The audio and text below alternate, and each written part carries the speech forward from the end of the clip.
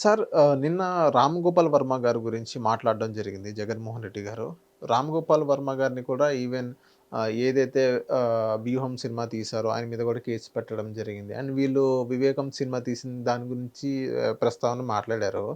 So వీళ్ళేమంటున్నారంటే NDA కూటమిలో start చేసింది ఎవరు? స్టార్ట్ చేసింది మీరే. కమ్మ రాజ్యంలో కడప రెడ్లు అని ఒక 'రామ్ గోపాల్ వర్మ' ఒక టైటిల్‌తో వచ్చినప్పుడు వాడిని ఎంకరేజ్ చేసింది మీరే. అలాంటి సినిమా తీసేటోళ్ళని అలాంటి అక్కడే ఆపేస్తే ఇంతలా వచ్చేది కాదు గదా! సో, ఆయన ఎంకరేజ్ చేసింది మీరే. మీరు చేసే సంసారం, మేము చేసే వ్యభిచారం అన్నట్టు వీళ్ళు మాట్లాడుతున్నారు. ఆయన జగన్మోహన్ రెడ్డి అండి. ఇప్పుడు ఎన్డీఏల కూటమిలో ఉన్నదెవరు? పవన్ కళ్యాణ్ గారు. వీళ్ళిద్దరిలో సినిమా నేపథ్యం, సినిమా బ్యాక్‌గ్రౌండ్ ఉన్నోళ్ళెవరు? పవన్ కళ్యాణ్ గారు. హ్మ్. ఉదాహరణకి పవన్ కళ్యాణ్ గారు ఏమైనా సినిమాలు తీయించారని, ప్రేరేపించారని మాట్లాడితే ఏదైనా ఎక్కడో ఈ 'రామ్ గోపాల్ వర్మ' ఎవరైతే వద్దంటారో ఆ పనే చేస్తాడు ఆయన. హ్మ్.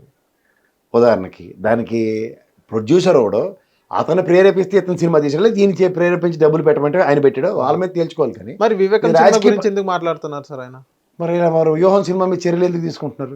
'వివేకం' అది ఏదైతే వ్యూహం గాని, 'యాత్ర 2' గాని ఆ సినిమాలు వచ్చినియి కాబట్టి వీళ్ళు 'వివేకం' ఈవెన్ 'వివేకం' సినిమాలో మీరు చూస్తున్నట్లయితే సీబీఐ చార్జ్ షీట్‌లో ఏదైతే అక్కడ రిటర్న్ డాక్యుమెంటరీ ఉందో దాన్ని బేస్ చేసుకునే తీసామన్నట్లు గాని సినిమా టైటిల్ కింద రాయడం జరిగింది.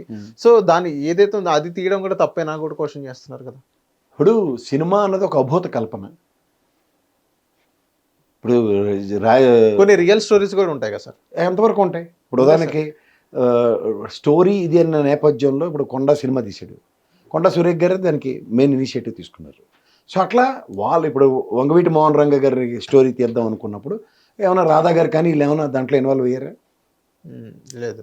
రెండోది సెన్సార్ బోర్డు ఎప్పుడైతే ఆ హెడ్డింగ్లు కూడా రిస్ట్రిక్ట్ చేసింది కదా. సో సినిమా వాళ్ళు తీసే సినిమాలకి రిస్ట్రిక్షన్స్ సెన్సార్ బోర్డు త్రూగా ఉన్నప్పుడు ఎవరికైనా మనోభావాలు గాయమయ్యే అన్న విషయంలో ఎవరు పడితే వాళ్ళు కంప్లైంట్ ఇవ్వడం సార్ మరి 'వివేకం' సినిమా కూడా సెన్సార్ బోర్డ్ ఇచ్చింది కదా! ఈవెన్ 'వివేకం' సినిమా కూడా అప్పుడు జగన్మోహన్ రెడ్డి గారు గవర్నమెంట్ ఉన్నప్పుడు కూడా థియేటర్‌లో ఆడని పరిస్థితి, పోలీసులు వచ్చి దాన్ని అడ్డుకున్న పరిస్థితి కూడా మనం విజువల్స్ చూసాం కదా! దాన్ని ఏమంటారు సార్? ఇప్పుడు ఇందుకు కూడా సెన్సార్ బోర్డుకి వెనక్కి పంపించి రిలీజింగ్ డేట్కి కూడా ఆపారు కదా.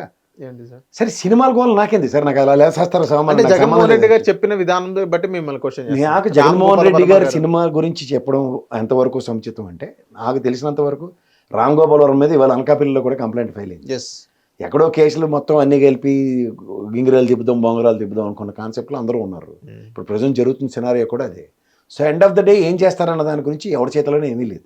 ఒక్కొక్కరు ఒక్కొక్క పంథాలో ప్రవర్తించారు. ఈ పందా తప్పు, ఈ పందా రైట్ అనుకుని ప్రభుత్వాలు వచ్చిన తర్వాత ఎవడు ఏం జంట పాలిటిక్స్ వాళ్ళు చేస్తున్నారు. సో అంటే దాంట్లో ఎవడు విశ్లేషించినా, ఎటుపక్క విశ్లేషించినా, ఇటు తిరిగితే అటు, అటు తిరిగితే ఇటు మాట్లాడే పరిస్థితులే ఉంటాయి తప్ప వాస్తవానికి దగ్గరగా ఏముంది అన్న దగ్గర సెన్సార్ బోర్డు ఏమైనా గుడ్డుగురానికి ఫలితవుతుందా? వాళ్ళ బాధ్యత కదా సినిమా చెత్త చెదారమో బయట వేయాలి కదా. రిలీజ్ దాకా తీసుకొచ్చారు థియేటర్ల దగ్గర, ఇండివిజువల్ కెపాసిటీస్లో గొడవలు చేసుకున్నారు. వద్దు రిలీజ్ ఆపండి, లేకపోతే రిలీజ్ తీసుకెళ్ళండి. నా చేతిలో మీ చేతిలో ఎక్కడుంది? ఇప్పుడు నేను మాస్ తీసుకెళ్ళి ఈ థియేటర్ని డిస్ట్రాయ్ చేసే కార్యక్రమాలు తెరలేపుతున్నాను అనుకోండి, ఎవరేం చేస్తారు దానికి? దానికి ప్రొవొకేషనా? ఎక్కడి నుంచి ప్రొవొకేషన్ వస్తుంది? ఎవడో నచ్చని మనోభావాలు గాయపరిచాడని ఎవడు మట్టుకాడు ఇండివిజువల్ డెసిషన్ తీసుకోండి. ఇప్పుడు ఒక సినిమా రిలీజ్ అవుతుంది, ఈ ఫ్యాన్స్ మనోభావాలు ఆ ఫ్యాన్స్ ఫ్యాన్లు కొట్టే పరిస్థితి నేను చూసివ్వండి చిన్నప్పుడు. దానికి గొల్లి అక్కడో దగ్గర గొల్లెట్టుకొని చచ్చేవారు వాళ్ళు. దానికి ఎవడాపుతాడు? కొన్ని రోజుల నుంచి కూడా ఈ సినిమా ప్రపంచంలో ఒకటి మీద ఒకటి ఏడుపులు పెడబబ్బులు, అదొక జలసీ ప్రపంచం. పైకి నటిస్తూ ఉంటారు ఎవడ మట్టుకాడు, కానీ వాళ్ళందరికీ ఏంటంటే లోపల వాళ్ళు ఇంటర్వెట్లగా కార్వాన్ల దగ్గర ప్రజల్ని కలవరు. అవును. సో దాంట్లో ఈ ఎవరి గురించి వాళ్ళు ఆలోచిస్తారు, కన్సర్న్ ఉన్నాయనుకుంటే ఏముంది.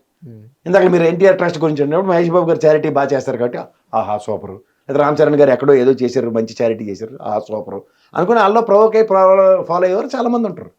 సో అట్లాంటి దాన్ని విశ్లేషించుకుంటూ కూర్చుంటే ఈ జన్మ కథకు వచ్చే జన్మ కూడా చాలు ఆవిడకి. అది ఇండివిజువల్ క్యారెక్టర్ అసాసినేషన్ మీద ఉంటుందండి. అది ఇండివిజువల్గా ఎవడి పర్సెప్షన్ అది. రామ్ గోపాల్ మేక్ పెడితే నచ్చితే సినిమా చూడలేదు మాని అంటాడు అతను. ఇప్పుడు చాలాసార్లు చెప్పారు. మరి దానికి నేను పట్టుకునే అదేంటి నేను సినిమా వెళ్ళి చూశాను సార్, నాకు అది నచ్చలేదంటే నేను ఎవడెళ్ళమన్నది సమాధానం ఉంటుంది. అవునంటారు కాదంటారా? మనకి ఇవాళ సినిమా నేనైతే చూడను, ఎగ్జాంపుల్ చెప్తున్నా. ఎప్పుడో టీవీలో ఒక గ్లాన్స్లో 10 నిమిషాలు కూర్చొని ఏవో బిట్లు చూస్తూ ఉంటాను, అప్పుడు అంతే. నువ్వు ఎందుకు సినిమా చూడవని నా మీద కంప్లైంట్ ఇస్తే నేను ఏం చేయగలుగుతాను? మాటకి చెప్తున్నా. హిట్ టీవీ యాప్ ని డౌన్లోడ్ చేసుకోండి. ఇందులో short news, live news, entertainment movies అన్ని అవైలబుల్ గా ఉన్నాయి. Please download hit TV app. Hit TV app ని ఫ్రీగా డౌన్లోడ్ చేసుకోండి.